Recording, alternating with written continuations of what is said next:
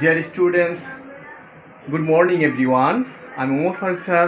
তোমাদের এর জন্য শিখাবো আমি যে অক্সিলারি ভার্ব। তোমরা ইতিমধ্যে হোয়াইট বোর্ডে দেখতে পেয়েছো যে অক্সিলারি ভার্ব। আমি যেটা বলেছি যে ইংরেজিতে অক্সিলারি ভার্বের কোনো বিকল্প নেই, কারণ তোমাদের যে কোনো টপিকে তোমরা প্র্যাকটিস করো না কেন, তোমাদের অক্সিলারি ভার্ব দরকার।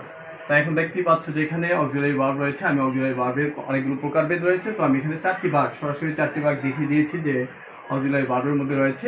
প্রথমে রয়েছে কি বি ভার্ব। বি ভার্বের মধ্যে রয়েছে am, is, are, was, were. তারপরে রয়েছে ডু ভার্ব।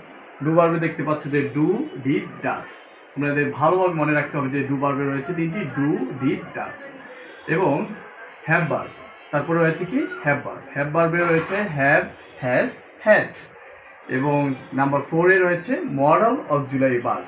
তো মডাল অক্সিলারি ভার্বগুলো ইম্পর্টেন্ট, সেটা এইগুলোর মধ্যে রয়েছে। প্রথমে রয়েছে শেল, উইল, তারপরে রয়েছে শুড, উড, এখানে এল উচ্চারণ হবে না, শুড, উড, ক্যান, খুড, এই যে এখানে এল উচ্চারণ হবে না, লিখতে আসবে কিন্তু উচ্চারণ করতে হবে না। খুড, মেই, মাইট। তারপর রয়েছে must, have to, has to, had to. যদিও এই যে হ্যাভ, হ্যাজ, হ্যাড এই তিনটে আমাদের হ্যাভ ভার্বের মধ্যে রয়েছে, তার সাথে যদি হ্যাভের সাথে টু, হ্যাজের সাথে টু এবং হ্যাডের সাথে টু ব্যবহার করলে এগুলো মডাল অক্সিলারি ভার্ব হয়ে যায়। তারপর হচ্ছে নিড টু, ডেয়ার। এই হচ্ছে আমাদের auxiliary verb. See you again. Pronoun, for pronoun.